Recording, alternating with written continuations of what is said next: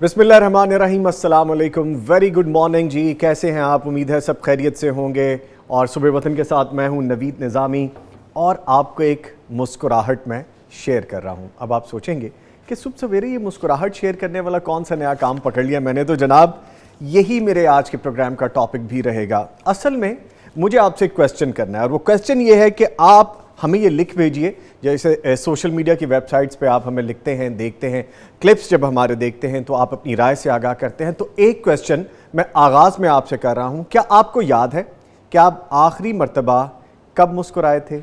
ये मुस्कुराहट आपके चेहरे पे कब जगमगाई थी? सिर्फ एक जेस्चर मैं नहीं जानना चाह रहा कि आपने मुस्कुराहट का किसी को दिया हो, आप खुश कब हुए थे? ये हमें लिखिएगा आप, और हम इसका फीडबैक दोबारा से रिप्लाई में भी देंगे। तो जनाब आज का जो मैं टॉपिक डिस्कस करना चाहूँगा वो होगा मुस्कुराहट एक जादू है। और ये आपको भी पता है कि जादू डेफिनेटली है। इसकी थोड़ी सी डिटेल पहले आपसे शेयर करूँ, फिर हम आगे बढ़ेंगे कि world smile day it comes around, जो पहला जुम्मा होता है, कभी वो 1 अक्टूबर में आ जाता है, कभी 7 अक्टूबर में आता है, it change by the date, लेकिन जो अमूमी तौर पे इसको मनाया जाता है स्माइल डे को, वो पहला जुम्मा अक्टूबर का, और ये फर्स्ट फ्राइडे जो बनता है। दुनिया भर में फाउंडेशंस बन रही हैं जो मुस्कुराने पे काम कर रही हैं। अब आप हैरान होंगे कि मैं क्या चीज़ आपसे शेयर कर रहा हूँ। जी, जो चीज़ बहुत अहम है हमारी ज़िंदगी को, डेली के मामूलात को, हमारे इर्द गिर्द के लोगों को, हमारे वर्किंग एनवायरनमेंट को, हमारे लिविंग स्टाइल को चेंज कर सकती है, वो ये एक मुस्कुराहट है, जो मैं अक्सर कोशिश करता हूँ कि प्रोग्राम के आगाज़ में आपसे शेयर करूँ। तो इस पर बाकायदा काम हो रहा है जिसका मकसद खालिस्तन इंसानियत की खिदमत है, इंसानियत की फलाह है, दूसरों की मदद है। ये एक ऐसी कोशिश है जिसमें कोई अर्निंग का सोर्स जो है जहन में नहीं रखा गया, बल्कि सिर्फ ये ख्वाहिश का इजहार किया जाता है इन फाउंडेशंस में कि लोग मुस्कुराएं, मुस्कुरा के एक दूसरे से मिलें, इन्वायरमेंट अच्छा हो और एक दूसरे के हम काम आ सकें। कुछ छोटी सी चीज़ें ऐसी हैं जो हम डेली कर सकते हैं, कोई इतना मुश्किल नहीं है, और उससे बड़े पॉजिटिव चेंज आ सकते हैं। Smile it is that important, simple, और इतना ही आसान है कि व्हेन वी स्माइल, हम जब मुस्कुराते हैं तो ऑटोमेटिकली हमारे सामने जो भी मौजूद हो वो भी मुस्कुराता है।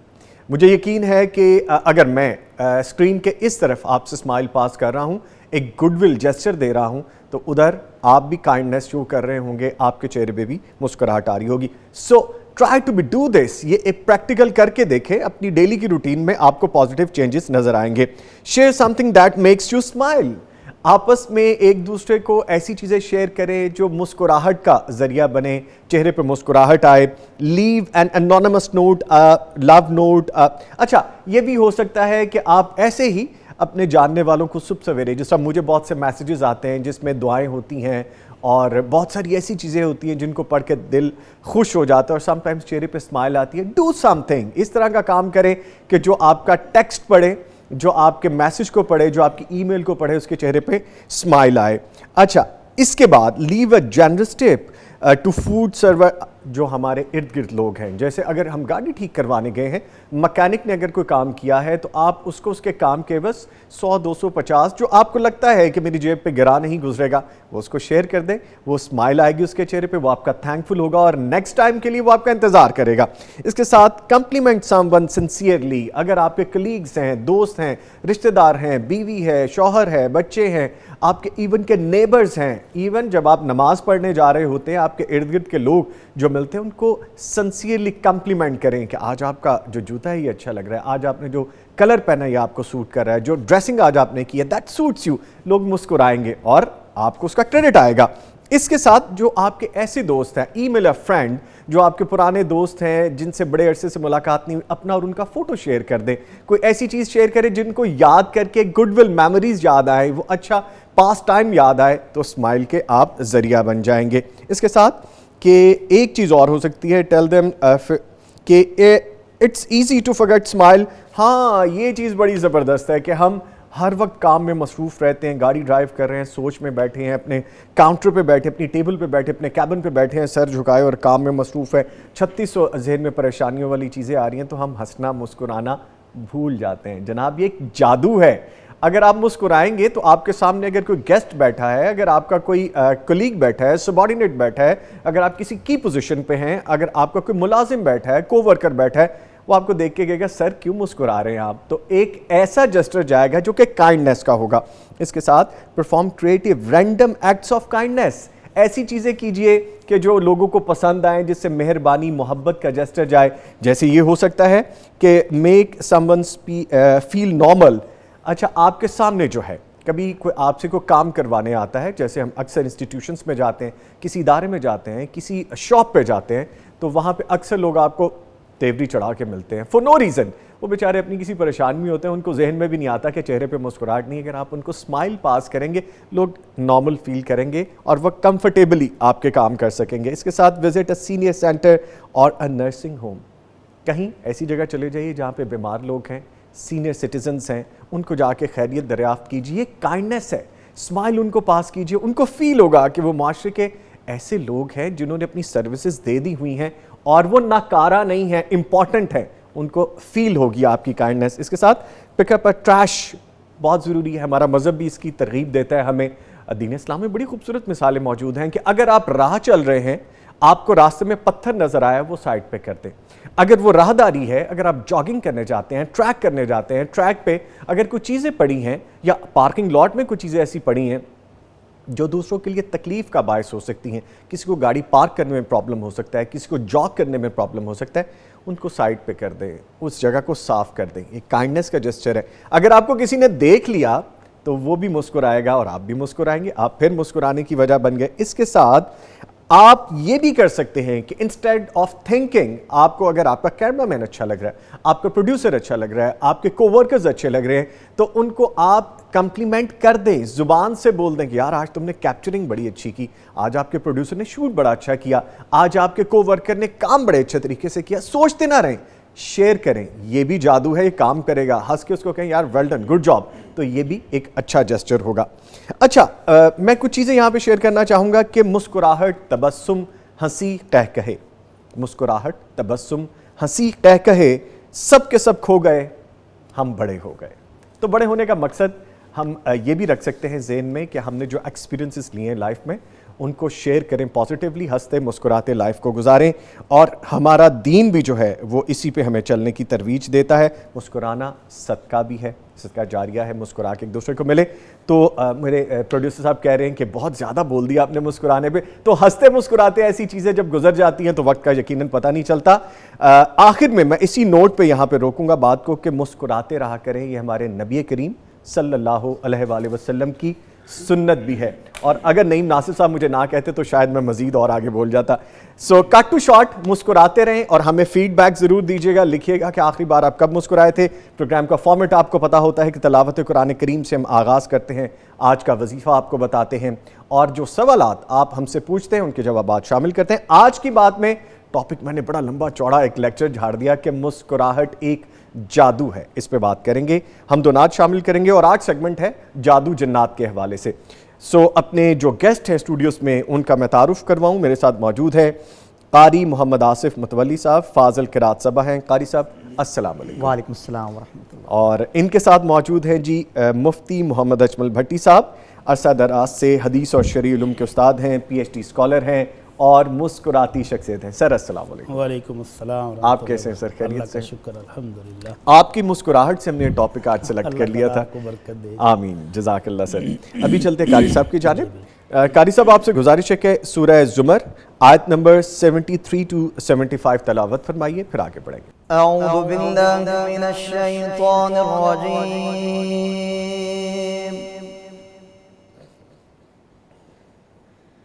بسم اللہ الرحمن الرحیم.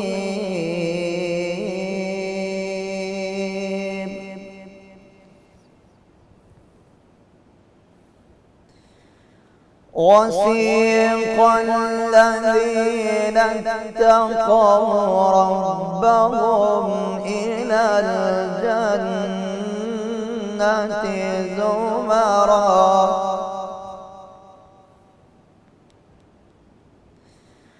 حتى إذا جاءوها وفتحت أبوابها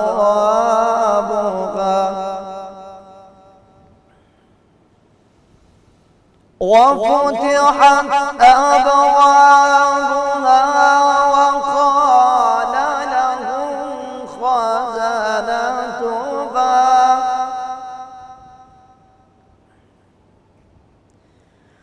وقال لهم خزنتها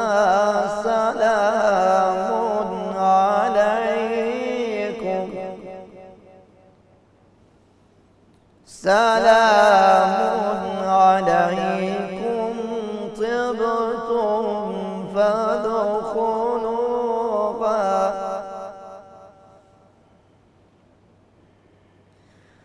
سلام عليكم طبتم فادخلوها خالدين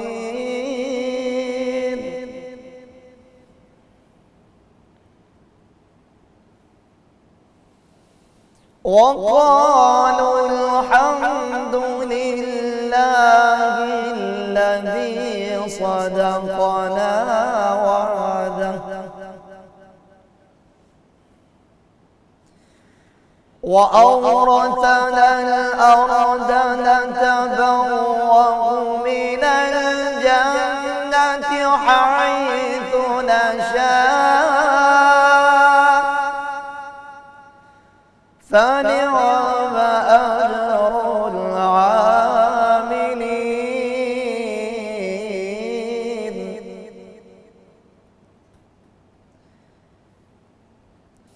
وترى الملائكة حافين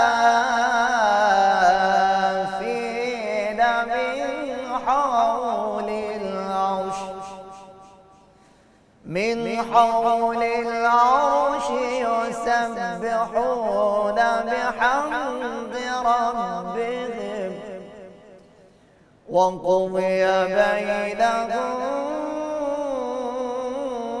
بالحق وقيل الحمد لله وقيل الحمد لله رب العالمين صدق الله العظيم माशाल्लाह जज़ाकल्लाह कारी साहब, अल्लाह ताला आपको जज़ाए खैर अता फरमाए। और हमारी हस्ती मुस्कुराती शख्सियत भट्टी साहब देखें, आज तो हमने टॉपिक भी ये रख लिया, तो फिर हंसते रहते हैं और वैसे भी हम हंसते मुस्कुराते ही प्रोग्राम करते हैं। सुबह सवेरे हम हंसी और खुशी ही बिखेरते हैं अल्हम्दुलिल्लाह। भट्टी साहब, आज जो वजीफ़ा है वो बयान कीजिए, फिर आगे बढ़ते हैं। बिस्मिल्लाहिर्रहमानिर्रहीम अल्हम्दुलिल्लाहि रब्बिल आलमीन वस्सलातु वस्सलामु अला अशरफिल अंबिया वल मुरसलीन अम्मा बाद। निज़ामी साहब, हस्ती मुस्कुराती खूबसूरत हस्ती तो वो हैं जो मेरी आपकी हम सब की रहनुमा पीर और मुर्शिद मुहम्मदुर रसूलुल्लाह सल्लल्लाहु अलैहि वसल्लम है। हर जरीर बिन अब्दुल्लाह अल-बजली रज़ियल्लाहु ताला अन्हु कहते हैं, जब से मैं मुसलमान हुआ हूँ और जब भी मैंने रहमत आलम सल्लल्लाहु अलैहि वसल्लम के चेहरा मुबारक पर नज़र डाली तो आपके चेहरा मुबारक पर मुस्कुराहट सजी हुई नज़र आई। सुभान अल्लाह। तो हम तो उस तस्वीर को मानने वाले हैं। बेशक बेशक। अल्लाह हम सब की ज़िंदगी में हंसने मुस्कुराने के मज़ीद मौक़े अता फरमाए। आमीन आमीन। मौक़े कम हो गए हैं थोड़े। तो आज का जो वजीफ़ा है वो चंद मुख्तसर से कलिमात हैं, उनकी तासीर बेमिसाल है और उसकी बरकतें बेशुमार हैं। कलमे दो जी, लफ्ज़ दो और बरकत बेइंतहा। माशाअल्लाह वो माशाअल्लाह। कैसे? एक हमारा दुश्मन है, वो हमेशा से हमारे पीछे लगा हुआ है, नहीं छोड़ता। हत्ता कि जब बच्चा दुनिया में आता है तो आकर पहलू में उंगली मार के उसकी चीखें निकलवा देता है। फौत होते वक्त भी वो आकर वर्गलाने की कोशिश मुसलसल जारी रखता है। खाना खाने लगे तो आ जाता है, मशरूब पीने लगे तब आ जाता है, आप घर जाने लगे हैं तब आ जाता है। इंतज़ार में बैठा होता है कि घर में जाकर गुमराह करना है। आप घर से निकल रहे हैं आपके कारोबार को नुकसान पहुंचाने के लिए, आपकी ज़ात को नुकसान पहुंचाने के लिए, आपकी गाड़ी को नुकसान पहुंचाने, कोई मौका नहीं वो छोड़ता। इस दुश्मन का कोई इलाज भी है, यानी जो हर वक्त, और उसने कसम खाई हुई है अल्लाह रब्बुल इज़्ज़त के सामने कि मैं नहीं छोड़ूंगा। اس کا کوئی علاج ہی وہ بتانے لگے، مختصر سا علاج ہے برکت والا، بہت برکت والا۔ اللہ کے نبی صلی اللہ علیہ وسلم اپنے ایک صحابی کو سواری پر بٹھا کے تو سفر کر رہے تھے، اچانک سواری کو ٹھوکر لگی اور آپ بھی اور آپ کے ساتھی بھی اور سواری بھی گر گئے۔ تو صحابی رسول کو غصہ آیا اور ان کی زبان سے نکلا تعیس الشیطان، اس شیطان کا ستیہ ناز ہو، ہمارے پیر و مرشد کو ہی گرا دی ہے، پیر و مرشد کی سواری گرا دی ہے۔ غصہ آنا جنون تھا جی، اور آنا چاہیے تھا، لیکن نبی رحمت صلی اللہ علیہ وسلم نے فوراً تعلیم دی، تربیت دی، فرمایا جب تم میں سے کوئی کہتا نا شیطان کا بیڑا غرق ہو، میرا یہ نقصان ہو گیا ہے، شیطان کا ستیہ ناس ہو، میرا یہ نقصان ہو گیا ہے، شیطان کا برا ہو، اس نے مجھے یہ نقصان پہنچایا، تو وہ پھول کر ایک کپا بن جاتا ہے، ایک مکان جتنا اس کا جسم ہو جاتا ہے کہ دیکھو پھر میری قوت، دیکھو پھر میری مہارت، میں نے کیا یہ۔ تو آپ نے فرمایا اس کو ذلیل و رسوا کرنا ہے، وہ دشمن جو نظر نہیں آ رہا، خون میں دوڑ رہا ہے، نقصان پہنچانے کے لیے ہر وقت کوشش کر رہا ہے، تو جیسے ہی کوئی نقصان ہو، جیسے ابھی ٹھوکر لگی ہے نا، تو تعیس الشیطان کہنے کے بجائے اگر تم کہتے بسم اللہ کے نام سے یہ ہوا ہے جو بھی ہوا ہے، تو وہ شیطان اتنا ذلیل، اتنا حقیر ہو جاتا ہے کہ ایک مکھی جتنا اس کا جسم رہ جاتا ہے، کمزور ہو جاتا ہے، بالکل سکڑ جاتا ہے، مر جاتا ہے، یعنی کہ یہ تو اس نے اللہ کا نام لے لیا اتنے نقصان کے باوجود۔ تو یہ ہے آج کا وظیفہ، آج کی دعا۔ اگر آپ کو کہیں ٹھوکر لگی ہے، کہیں چلتے چلتے آپ ٹکرا گئے ہیں، کوئی نقصان ہوتا ہوا نظر آتا ہے، تو فوراً زبان سے شیطان کو گالیاں دینے کی بجائے فوراً کہیں بسم اللہ، میرا اللہ ہے نا اس نقصان کی کمی کو پورا کرنے والا، مجھے نقصان سے بچانے والا، اس کی توفیق سے میں چل پھر رہا ہوں، اس کی توفیق سے بچوں گا۔ تو یہ بسم اللہ اپنے ہر کام میں شامل کر لیں۔ گھر سے نکلنے لگے ہیں بسم اللہ، گھر آنے لگے ہیں بسم اللہ، کھانا کھانے لگے ہیں بسم اللہ، گاڑی سٹارٹ کرنے لگے ہیں بسم اللہ، آفس کھولنے لگے ہیں بسم اللہ، بند کرنے لگے ہیں بسم اللہ، ہر جگہ بسم اللہ کا ورد کرتے رہیں۔ ہر کام سے پہلے اللہ کی برکتیں آئیں گی، رحمتیں آئیں گی، اور یہ شیطان جہاں داؤ لگائے بیٹھا تھا یہ ذلیل و خوار ہو جائے گا۔ ٹھیک ہے، اللہ تعالی ہم سب کو توفیق عطا فرمائے۔ آمین۔ بڑی صاحب ایک دفعہ دوبارہ فرما دیجئے یہی جو دو لفظ آپ نے فرمائے، پھر آگے بسم اللہ، جی، مطلب ہر نیک کام سے، اچھے کام سے پہلے، ایون واش روم میں جانے لگے ہیں تب بھی بسم اللہ۔ شیطان کی وہ بیٹھنے کی جگہ ہے، اس کی رہائش ہے واش روم، تو وہ نقصان پہنچاتا ہے، اور اللہ کے نبی فرماتے ہیں کہ واش روم میں وہ تمہیں وہاں سے دیکھتا ہے جہاں تمہاری نظر ہی نہیں پڑتی، تو واش روم داخل ہونے سے پہلے بسم اللہ، اللہم انی اعوذ بک من الخبث والخبائث۔ تو یہ بسم اللہ کا وظیفہ یاد رکھیں، کوئی کام آپ شروع کرنے لگے ہیں بسم اللہ، شیطان دور ہو جائے گا، ذلیل و خوار ہو جائے گا، وہ شامل نہیں ہو سکتا۔ جزاک اللہ۔ بڑی صاحب ویسے میں نے یہ روٹین بنا لی بھی ہے، اب آپ کی صحبت نصیب ہوتی ہے تو ماشاءاللہ ہم سیکھتے ہیں۔ میں نے کوئی کام کرنا ہے، جیسے آپ نے کہا گھر میں انٹر ہوتے ہوئے، باہر آتے، گاڑی سٹارٹ کرتے، گاڑی میں بیٹھتے، نکل بسم اللہ پڑھتے ہیں اس کی برکتیں بھی تو پھر دیکھیں۔ الحمدللہ سر، الحمدللہ سر، تھینک یو ویری مچ۔ آج کے جو سوالات ہیں ان کی جانب بڑھتے ہیں، اور جو پہلا سوال ہے وہ پوچھا گیا ہے کہ سجدہ تلاوت کرنا کن اوقات میں جائز نہیں ہے؟ سجدہ تلاوت کے بارے میں علماء کرام کے دو موقف ہیں۔ جی، پہلے علماء کرام جو جمہور ہیں، جن کی تعداد زیادہ ہے، وہ کہتے ہیں کہ یہ سجدہ تلاوت اللہ کے شکر کا ایک ذریعہ ہے، یہ نماز نہیں ہے۔ وہ جو ذہن میں سوال آتا ہے نا کہ نماز 3 اوقات میں پڑھنا منع ہے، تو کہیں یہ سجدہ بھی انہوں 3 اوقات میں منع تو نہیں ہے؟ تو ایسی کوئی بات نہیں، سجدہ جب بھی آپ نے تلاوت کی آپ کر سکتے ہیں، جب بھی آپ نے پڑھا، قرآن سنا اور سجدے والی آیت ہے، آپ سجدہ کرنا چاہتے ہیں تو آپ سجدہ کر سکتے ہیں۔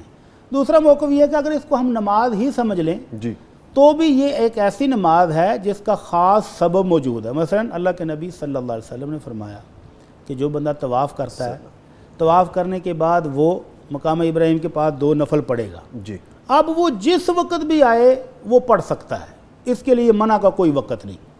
جو بندہ مسجد میں داخل ہوا ہے، اس نے نماز کے انتظار میں بیٹھنا ہے، دعائیں کرنی ہیں، قرآن کی تلاوت کرنی، اس کو حکم ہے کہ وہ 2 رکعت پڑھے بغیر مت بیٹھے۔ تو اب یہ اس کا خاص سبب آ گیا ہے اس نماز کا۔ اب یہ منع کا وقت بھی ہو، زوال ہے، سورج غروب ہو رہا ہے، سورج نکل رہا ہے، تو بھی یہ پڑھے گا۔ تو اسی طرح یہ سجدہ جو ہے جب بھی اس نے تلاوت کی ہے تب بھی کر لے۔ تو خلاصہ یہ ہے کہ اس کے لیے کوئی منع وقت نہیں ہے، جب آپ تلاوت کر رہے ہوں آیت سجدہ آ جائے تو آپ وہاں سجدہ کر سکتے ہیں۔ ٹھیک ہے، کچھ لوگوں کو میں نے دیکھا سر کہ وہ قرآن کریم میں جہاں پہ سجدہ تلاوت آیا وہیں پہ وہ سجدہ کر لیتے ہیں سم ٹائمز، اور سم ٹائمز میں نے دیکھا ہے کہ قرآن کریم جب مکمل کر لیا، پڑھ لیا، وہ آیت مکمل پڑھ لی، پھر وہ سجدہ کرتے ہیں۔ نہیں، یہ طریقہ درست نہیں ہے، ٹھیک ہے، یہ طریقہ درست نہیں۔ کچھ لوگ ایسا کہتے ہیں کہ پورا قرآن پڑھنے کے بعد سارے سجدے قضا دے رہے ہوتے ہیں، تو یہ سجدے کی قضا نہیں ہے. ٹھیک ہے، اگر تو آپ نے اسی وقت سجدہ کر لیا تو الحمدللہ، بعد میں قضا دینے کی ضرورت ہے. ٹھیک ہے بھٹی صاحب، اگلا سوال شامل کرتے ہیں. میرے شوہر میرے والدین کو بہت تنگ کرتے ہیں اور جواباً میرے والدین انہیں برا بھلا کہتے ہیں. میں پریشان ہوں کہ دونوں اطراف والوں میں سے کس کی سائیڈ لوں. میری رہنمائی فرمائیں کہ میں کیا کروں. ان حالات میں میں خلا لے سکتی ہوں؟ انا للہ و انا الیہ راجعون. اللہ رب العزت کسی بھی مسلمان کو اس آزمائش میں نہ ڈالے کہ اس کو والدین میں سے یا میاں بیوی میں سے کسی ایک کا انتخاب کرنا پڑے. جی بالکل. دونوں رشتے ہی ایسے ہیں جو انمول ہیں اور جن کے ساتھ آدمی کی، انسان کی، دنیا کے ساتھ ساتھ جنت بھی وابستہ ہے. تو یہ بہن کس کرب سے گزر رہی ہوں گی، اللہ تعالیٰ ان کے لیے آسانیاں فرما دے. آمین آمین اللہ رب العزت ان کو اپنی رحمتوں سے نواز دے. آمین. اب اس خاتون کا کرب دیکھیں نا کہ ایک طرف والدین ہیں، دوسری طرف خامد ہے، کس کو چھوڑے؟ والدین کے بارے میں اللہ کے رسول صلی اللہ علیہ وسلم نے صحابی رسول کو کہا تھا، جب اس نے پوچھا کہ من احق بحسن صحابتی، تو آپ نے 3 مرتبہ فرمایا تمہاری والدہ تمہارے حسن سلوک کی سب سے زیادہ حقدار ہے. اور چوتھے نمبر پر فرمایا تمہارا والد جو کہ جنت کا بہترین دروازہ ہے. جی یہ مرد کے لیے ہے. دوسری روایت کے اندر جو صحیح ہے اس میں اللہ کے نبی فرماتے ہیں والذی نفس محمد بیدی، اس اللہ کی قسم جس کے ہاتھ میں محمد صلی اللہ علیہ وسلم کی جان ہے، لا تؤدی المرأة حق ربها حتی تؤدی حق زوجها، جب تک کوئی خاتون اپنے خامن کے حقوق نہیں ادا کرتی وہ اپنے رب کی بھی ناشکری شمار ہوتی ہے. اللہ اکبر. اور ایک صحابیہ کو آپ نے پوچھا تھا کہ خامن کی خدمت کیسے کرتی ہو؟ کہنے لگے اللہ کے رسول بھرپور خدمت کرتی ہوں، ہاں کوئی ایسا کام آ جائے جو میری طاقت سے بڑھ کر ہو تو پھر معذرت ہے. آپ نے فرمایا دیکھ لینا ہوا جنتوں کی و نارو کی، وہ راضی ہے تو تمہاری جنت پکی ہے، وہ ناراض ہے تو تمہاری جہنم ہے. اب یہ خاتون کدھر جائے؟ ایک طرف والدین ہیں جن کی خدمت میں جنت ہے، ایک طرف خامد ہے جس کی خدمت میں جنت ہے، تو کیا کرے؟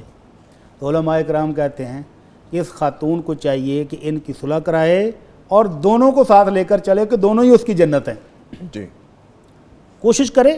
اللہ رب العزت فرماتے ہیں فاتقوا اللہ واصلحوا ذات بینکم، اللہ سے ڈرو اور لڑائیوں کو ختم کرو، صلح کرا دو. تو ایک روایت میں آپ نے فرمایا کیا تمہیں میں بتاؤں کہ نماز، روزے اور صدقے سے بھی بڑھ کر عمل کون سا ہے؟ وہ ہے اصلاح ذات البین، لڑے ہوئے میں صلح کرا دینا. تو یہ کوشش کرے کہ والدین کو تھوڑا ٹھنڈا کرے، ان کی منت سماجت کرے کہ میرا گھر اجڑ رہا ہے، ابا جی آپ تھوڑی سی اپنی انا چھوڑ دیں، اماں جی آپ تھوڑی سی درگزر کر لیں. اور خامد کو بھی کہہ ہی سکتی ہے کہ تیرے ساتھ زندگی گزارنی ہے، بچے ہیں، ہمارا گھر خراب ہو رہا ہے، تو آپ تھوڑا سا نرم ہو جائیں. تو سب سے پہلے تو اس خاتون کو کوشش کرنی ہے کہ دونوں طرفین کو ٹھنڈا کرے، درگزر کرنے پر ان کو مجبور کر دے، صلح کرنے کی کوشش کرے، دونوں کی صلح کرا دے، تو یہ تو سب سے افضل ہے. لیکن اگر کسی ایک کو چھوڑنا ہی پڑے پھر مشکل ترین ہے. یہ بہت مشکل ہے، واقعی بہت مشکل ہے. جی والدین پہلے ہی کہہ دیتے ہیں سوچ لو اگر خامد کا انتخاب کرو گے تو ہماری طرف سے پھر ہاتھ کھڑے ہیں، دوبارہ ہمیں نہیں کہنا کہ خامد نے یہ زیادتی کر دی، یہ ظلم کر دی، پھر ہمارے دروازے بند ہیں. اور خامد کہتا ہے دیکھ لو اگر والدین کو رکھنا تو پھر جاؤ. تو یہ بڑا مشکل ترین مرحلہ ہے. تو امام احمد رحمہ اللہ سے پوچھا گیا کہ ایک خاتون شادی شدہ ہے، ان کی والدہ شدید بیمار ہے، خدمت کی ضرورت ہے، خدمت کرنے والا کوئی نہیں، تو یہ بیٹی ہے، جی خامد کو چھوڑے والدہ کے پاس جائے، کیا کرے؟ تو انہوں نے فرمایا کہ خامد کا حق زیادہ ہے، البتہ اگر خامد خوشی سے زیادہ دے دے تو پھر ماں کی خدمت کر لے. تو اس فتوے اور احادیث کی روشنی میں پتہ یہی چلتا ہے کہ خامد کا حق بیوی پر والدین کی نسبت زیادہ ہے. اب یہ خاتون ان حالات سے تنگ آئی ہوئی کہہ رہی کہ کیا میں خلا لے لوں؟ نہیں، ہم مشورہ دیں گے کہ یہ اپنے گھر کو بچائے، والدین کو ٹھنڈا کرنے کی کوشش کرے، والدین کی منت سماجت کر لے، ان کو سے درگزر کرنے کی درخواست کرے اور اپنے گھر میں اپنے خامد کے پاس رہے. تو ممکن ہے کہ خامد کو بھی تھوڑا سا سوچنے کا موقع ملے، وہ بھی تھوڑا ٹھنڈا ہو جائے، وہ بھی اپنے حالات درست کرے اور والدین کے ساتھ اچھے طریقے سے رہنا شروع کر دے. تو اس کا گھر بھی بچے گا، والدین کی محبت بھی بچے گی. ٹھیک ہے. تو خلے کا ہم مشورہ بالکل نہیں بالکل دے نہیں سکتے. دیں گے. جی اچھا, مجھے نا ایک واقعہ یاد آ گیا. حالیہ 1-2 دن پہلے میری فرینڈ لسٹ میں کچھ ایسے لوگ بھی شامل ہیں جو فیمس ہیں, ہماری طرح پروفیشن میں شامل ہیں. ان کے ہسبینڈ جو بڑے فیمس شاعر ہیں, وہ خود بڑی اچھی پڑھی لکھی خاتون ہے, ایجوکیشنسٹ ہیں.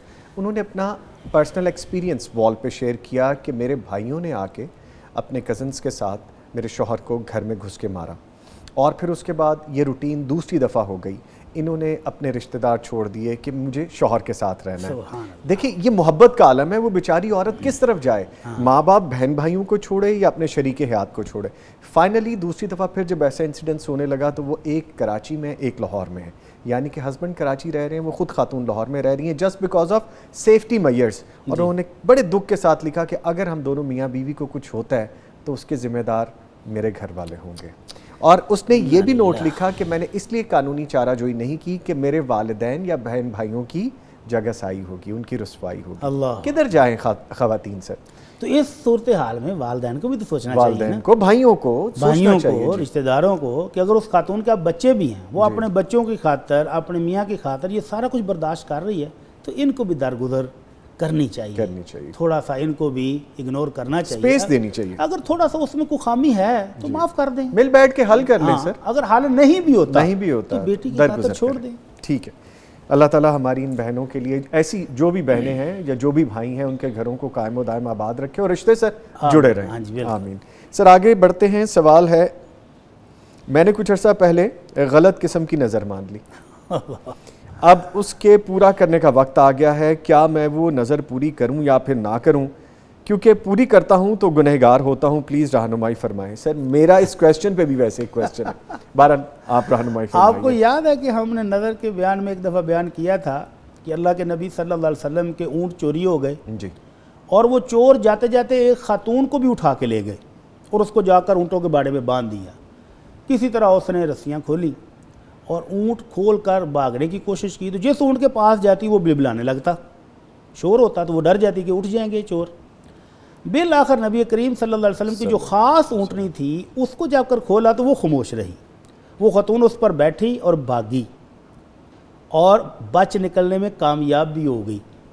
تو اس نے رستے میں نظر مانگی کہ اگر چور مجھے پکڑنے کے لیے میرے پیچھے آئے اور یہ اونٹنی مجھے بچا کر مدینے لے گئی, تو میں اللہ سے یہ نظر مانتی ہوں کہ میں اس کو ذبح کر کے لوگوں کو کھلاؤں گی, اسی اونٹنی کو. تو اللہ کے نبی صلی اللہ علیہ وسلم کے پاس جب وہ آئی اور آ کر کہا, اللہ کے رسول میں بچ گئی ہوں اور میں نے رستے میں نظر یہ مانی تھی, تو آپ نے فرمایا کیا بات ہے کہ جس اونٹنی نے تیری جان بچائی تو اس کی جان لینے کی نظر مان رہی ہے, اور پھر یہ تیری ملکیت بھی نہیں ہے, تو کیسے نظر مان رہی ہے اس کی. تو اس واقعے سے بھی سبق ملتا ہے. اللہ کے نبی صلی اللہ علیہ وسلم فرماتے ہیں, من نظر ان یطیع اللہ فلیطیعہ, اگر نظر نیکی کی ہے, اچھے کام کی ہے, اللہ کو راضی کرنے والی ہے, تو پھر تو اس کو پورا کرو. ومن نظر ان یعصی اللہ فلا یعصیہ, اور جس نے اللہ کی نافرمانی والی گناہ کی نظر مانی ہے وہ اس کو پورا نہیں کرے. اور ایک روایت میں آپ نے فرمایا, لا نظر ولا یمین فیما لا یملک ابن آدم ولا فی معصیت اللہ, جہاں اللہ کی نافرمانی ہو رہی ہو, گناہ کی نظر مانی ہے, گناہ کی قسم اٹھا لی ہے, تو وہ نہیں پوری کریں گے. اور جس چیز کا انسان مالک ہی نہ ہو, اس کی ملکیت ہی نہیں ہے, کسی دوسرے کے جانور کی نظر مان لے کہ میں اس کو ذبح کروں گا, کسی دوسرے کے گھر میں پڑا ہوا اسی دے کہ میں یہ صدقہ کروں گا, یہ تو کوئی نظر نہیں ہے نا. تو اس بھائی کو بھی اس نے اگر گناہ کی نظر مانی ہے تو یہ نظر پوری کرنا بالکل حرام ہے, بچ جائے, اس کا کفارہ دے دے. اور کفارہ اللہ کے نبی صلی اللہ علیہ وسلم فرماتے ہیں, نظر کا کفارہ وہی ہے جو قسم کا ہے, یعنی 10 مسکینوں کو کھانا کھلائے, ان کو کپڑے دے دے, یا ایک غلام آزاد کرے. اگر یہ تینوں کام اس کے لیے ممکن نہیں ہیں تو 3 روزے رکھے نفلی اور اللہ سے معافی مانگے, اور اس غلط نظر کو بالکل پورا نہیں کرنا. سر میرا کویسچن یہ ہے اس میں کہ یہ جو اس طرح کی نظر مان لیتے ہیں جو کہ ہوئی سراسر غلط, کیا ان کے دماغ کام نہیں کرتے ہیں, کیا دین سے دوری, یہ معاملہ کیا ہے؟ دین سے دوری بھی ہو سکتی ہے. یہ بھی ہو سکتا ہے کہ پہلے نظر جب مانی تھی تو پتہ ہی نہیں تھا, بعد میں جب 1-2 دوستوں سے مشورہ کیا تو انہوں نے کہا یہ تو نظر ہی غلط مان لی ہے, تو پھر اب پچھتاوا بھی ہو رہا ہے, ایک نظر ماننے کا, دوسرا غلط ماننے کا. چلیں بہرحال اللہ تعالیٰ ہدایت دے ایسے لوگوں کو. سر آگے ایک کویسچن ہے, عورت عدت میں ہو تو کیا عید نماز پڑھنے کے لیے وہ گھر سے نکل سکتی ہے, کیا وہ عید پر نیا لباس پہن سکتی ہے؟ ہاں جی, عدت کی بھی 2 قسمیں ہیں, انہوں نے کوئی کلیئر نہیں کیا کہ یہ عدت کون سی ہے. اگر تو طلاق کی عدت ہے, جی, 3 مہینے, تو وہ طلاق کی جو عدت ہے اس میں عورت کو زیب و زینت کرنے کا، میک اپ کرنے کا، اچھے خوبصورت لباس پہننے کا، شادی کے فنکشنوں میں جانے کا، عید کی نماز پڑھنے کا، مسجد میں جمعہ پڑھنے کا کوئی پابندی نہیں ہے۔ یہ بالکل عام روٹین کے مطابق زندگی گزارے گی۔ صرف ایک پابندی ہے کہ عدت کے دوران یہ آگے نکاح نہیں کر سکتی، باقی سارے روٹین کے کام کرے گی۔ اور اگر عدت ہے خاوند کے فوت ہونے کی وجہ سے 4 مہینے 10 دن، اس میں پابندیاں ہیں۔ سادگی کے ساتھ رہے گی، میک اپ نہیں کر سکتی، خوشبو والے پرفیوم، عطر، صابن نہیں استعمال کر سکتی، اور اپنے گھر سے بلا وجہ باہر نہیں جا سکتی۔ آپ نے کہا کہ عید کی نماز کے لیے جا سکتی، نہیں جا سکتی۔ عید والے دن نئے کپڑے پہن سکتی ہے، نہیں پہن سکتی۔ اللہ کے نبی صلی اللہ علیہ وسلم کے پاس ایک صحابیہ آئیں اور کہنے لگی اللہ کے رسول میرا داماد فوت ہو گیا ہے اور بیٹی عدت میں ہے اور اس کی آنکھیں خراب ہو گئی ہیں، تو بطور علاج کیا سرما ڈال لیں؟ آپ نے فرمایا نہیں، سرما بھی زینت میں شمار ہوتا ہے، دوائی ڈال سکتے ہیں، سرما نہیں، سرما خوبصورتی کا باعث ہے۔ آپ نے فرمایا وہ وقت یاد کرو جب عرب کے ہاں یہ رواج تھا کہ جس کا خامد فوت ہو جاتا اس کو چھوٹے سے تنگ اور تاریک کمرے میں بند کر دیتے تھے، قضائے حاجت بھی ادھر ہی، کھانا پینا بھی ادھر ہی، اور 1 سال تک اس کو بند رکھتے تھے۔ اللہ اکبر۔ اور سال کے بعد اس کو باہر نکالتے تھے تو وہ طرح طرح کی بیماریوں کا پورا مجموعہ ہوتی تھی۔ پھر اس کے پاس ایک جانور لاتے تھے اور وہ اپنا جسم اس کے ساتھ رگڑتی تھی تو اس کی بیماریوں کی وجہ سے وہ جانور مر جاتا تھا۔ آپ نے فرمایا اب تو 4 مہینے 10 دن ہیں، گھر میں رہنا ہے، عزت کے ساتھ صاف ستھرا رہنا ہے، میک اپ، زیب و زینت، اچھے کپڑے پہننا، فنکشنز میں جانا، اس پر پابندی ہے۔ اپنے گھر میں رہنا، ضرورت کے لیے جا سکتی ہے، مثلا انہوں گھر کے باہر سودا سلف لا کے دینے والا کوئی نہیں تو یہ خاتون دن کے ٹائم جائے اپنا سودا وغیرہ لے کے آ جائے، بیمار ہے ڈاکٹر کے پاس علاج کے لیے جانا ہے جا سکتی ہے اور واپس آ جائے، لیکن کوئی خوشی کا فنکشن، کوئی زیب و زینت، کوئی میک اپ، اس پر پابندی ہے۔ 4 مہینے 10 دن یہ برداشت کرے۔ بڑی صاحب جو آپ نے پورا واقعہ بیان فرمایا وہ دور جہالت کا تھا؟ دور جہالت کا، ہاں جی، اسلام سے پہلے کا۔ اسلام نے اسی کو تو تبدیل کیا ہے کہ سال کی بجائے 4 مہینے 10 دن، اور ان سخت ترین پابندیوں کی بجائے گھر میں رہتے ہوئے عزت کے ساتھ اپنے بیوی، اپنے بھائیوں کے ساتھ، بہنوں کے ساتھ، بچوں کے ساتھ جیے، لیکن سوق کا اظہار کیسے کرنا ہے؟ سادگی کے ساتھ رہ کر۔ ٹھیک ہے، ٹھیک ہے، آگے بڑھتے ہیں سر۔ ایک اور کویسچن ہے، استعمال کے کپڑے اگر ضرورت سے زائد ہوں تو کیا ان پر بھی زکوٰۃ فرض ہوتی ہے؟ ہاں جی، جو استعمال کی چیزیں ہیں وہ زائد بھی ہوں تو ان پر زکوٰۃ نہیں ہے، لیکن جب آپ خود کہہ رہے ہیں کہ زائد ہے تو اللہ کے نبی صلی اللہ علیہ وسلم نے ایک موقع پر سفر میں تھے تو ایک شخص کا اونٹ بیمار ہو گیا، وہ چاروں طرف دیکھ رہا ہے کہ مجھے کوئی سواری دے دے، کوئی مدد نہیں کر رہا اس کی، تو آپ نے اس موقع پر فرمایا کہ جس کے پاس زائد سواری ہے وہ اپنے اس بھائی کو دے دے جس کے پاس سواری نہیں ہے، جس کے پاس زائد کھانے پینے کا سامان ہے وہ اس کو دے دے جس کے پاس نہیں ہے۔ صحابی کہتے ہیں اللہ کے رسول نے اتنی چیزوں کا تذکرہ کیا کہ ہمیں لگنے لگا کہ ہماری زندگی میں ہر زائد چیز جو موجود ہے وہ ہماری نہیں ہے، وہ کسی اور مسلمان بھائی کی ہے۔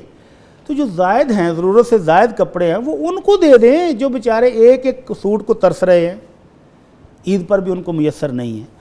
تو جو زائد آپ سمجھتے ہیں زکوٰۃ اس پر نہیں ہے، لیکن یہ آپ کے کسی ضرورت مند بھائی کا حق ہے، اس کو پہنچا کے اللہ سے اجر و ثواب لیں، برکتیں لیں، آپ کی زندگی میں اللہ کی رحمتیں آئیں گی اور برکتیں آئیں گی۔ جی بہتر۔ سر آگے پوچھا جا رہا ہے، رات کو ذکر اذکار کر کے سو گیا، فون سننے یا کسی سے بات کرنے کے سبب کیا وہ اذکار ختم ہو جائیں گے اور نئے سرے سے دعائیں پڑھنا ہوں گی یا پھر وہی اذکار کافی ہے؟ نہیں نہیں، ایسی کوئی بات نہیں، اسلام تو بڑا ہی رحمت والا مذہب ہے، بے شک، ایسی کوئی تنگی نہیں ہے۔ جی، جو اذکار کر لیے وہ اللہ کے ہاں سیو ہو گئے ہیں، فرشتوں نے نوٹ کر لیے ہیں۔ اب آپ کسی بھی وجہ سے اٹھے ہیں تو کوئی مسئلہ نہیں ہے، بلکہ وہ جو ہم نے ذکر بتایا تھا کہ جس کو رات کو جاگ آ جائے، جی بالکل، تو وہ اٹھ کر وہ پڑھ لے اور اللہ سے کوئی دعا مانگے تو اس کی یقینی دعا قبول ہو رہی ہے، اللہ کی رحمتیں مل رہی ہیں۔ تو وہ اذکار جو پہلے کر چکا ہے اس پر اٹھنے سے، فون کی گھنٹی بجنے سے کوئی اثر نہیں پڑتا ہے، تو یہ ایسے خواہ پریشان ہونے کی ضرورت نہیں ہے۔ ٹھیک ہے سر۔ آگے پوچھا گیا، معاشرے میں یہ رواج عام ہے کہ کسی سے 10-15 لاکھ قرض لے کر اپنا مکان اس کے پاس گروی رکھ دیا جاتا ہے، پھر قرض کی واپسی جب تک نہ ہو جائے تو قرض دینے والا اس گروی شدہ مکان کو بغیر کرائے کے استعمال کرتا رہتا ہے، کیا یہ چیز بھی سود میں آتی ہے؟ جی ہاں، یہ مسئلہ ہم پہلے بھی بیان کر چکے ہیں کہ یہ سود ہی ہے۔ مثلا یہی پیسے اگر وہ بندہ 15 لاکھ اپنے بھائی کو قرضہ دے اور اس کو کہے کہ بھائی میں 15 کے بجائے 17 لاکھ لوں گا تو سود ہے نا؟ جی بالکل، ہر بندہ کہے کہ تم سود کھا رہے ہو۔ اگر اس سے کہتا ہے کہ نہیں یار مجھے تم 15 لاکھ میں دے رہا ہوں تو ماہانہ مجھے تم 20,000 دیتے رہنا، تو ہر بندہ کہے گا یار تم سود کھا رہے ہو۔ تو یہ ایک انہوں نے ہیلا نکالا ہے کہ مکان اس غریب آدمی کا جو 50 لاکھ 60 لاکھ کا کروڑ روپے کا بھی ہو سکتا ہے وہ اپنے حوالے کر لیتے ہیں اور اس کو 15 لاکھ جو اس کی ضرورت تھی وہ دے دیتے ہیں۔ لالچ کیا ہے کہ یہی مکان کرائے پر دیں گے تو 30-40 ہزار تو کرایہ بھی آئے گا، اور اگر کرائے پر نہیں دیتے خود رہائش رکھ لیتے ہیں تو بھی 30-40 ہزار کی بچت ہو رہی ہے۔ تو اس بچت کے لالچ میں اس کو 15 لاکھ دیتے ہیں ورنہ نہیں دیں گے۔ تو یہ سود ہی ہے۔ گروی رکھنا یہ ایک ضمانت تھی کہ میں نے آپ سے قرضہ لیا ہے، یہ میرا مکان بطور ضمانت، تو مکان نہ دیں، رجسٹری دے دیں اس کو۔ اور اگر اس بھائی نے، اس کا حل کیا ہے؟ حل یہ ہے کہ اگر اس نے رہائش رکھنی ہے اس کا مارکیٹ ویلیو کے حساب سے کرایہ طے کریں اور اس کی 15 لاکھ کی رقم میں سے ہر مہینے اس کا کرایہ مائنس کرتے جائیں یا اس کو کیش دیتے جائیں۔ جب اس کے پیسے پورے ہو جائیں مکان اس کے حوالے کریں۔ یہ کیا کرتے ہیں؟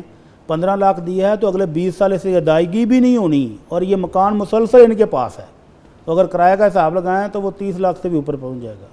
تو اس لیے یہ مکان اس طرح سے لینا دینا جائز نہیں ہے۔ اگر اس مکان میں رہائش رکھتے ہیں، اس سے کرایہ وصول کرتے ہیں تو وہ مالک کا ہے، مالک کو دیں، اس کی اصل رقم سے مائنس کریں تو پھر جائز ہے۔ اور اگر یہ قرض دینے والا وصول کرتا ہے تو یہ سیدھا سیدھا سود اور حرام ہے۔ ٹھیک ہے، بہت شکریہ بھٹی صاحب۔ اس کے ساتھ ہی جتنے بھی کویسچن تھے آج وہ ہم نے سب شامل کر لیے۔ الحمدللہ، آپ کے سر آنے کا بہت شکریہ، جزاکم اللہ خیر، اور اللہ تعالیٰ آپ کو ایسے ہنستا مسکراتا رکھے۔ جزاک اللہ۔ ان کے ساتھ موجود رہے قاری محمد آصف متولی صاحب۔ قاری صاحب آپ کے بھی آنے کا بہت شکریہ۔ لیں جی، یہ سیگمنٹ تو یہاں پہ ختم ہو رہا ہے۔ بریک کے بعد جب ہم دوبارہ حاضر ہوں گے اور پھر آپ کو بتائیں گے کہ مسکراہٹ ایک جادو ہے، کیوں ہے، اس پہ بات کریں گے۔ ملتے ہیں ایک چھوٹی سی بریک کے بعد، ہمارے ساتھ رہیے گا۔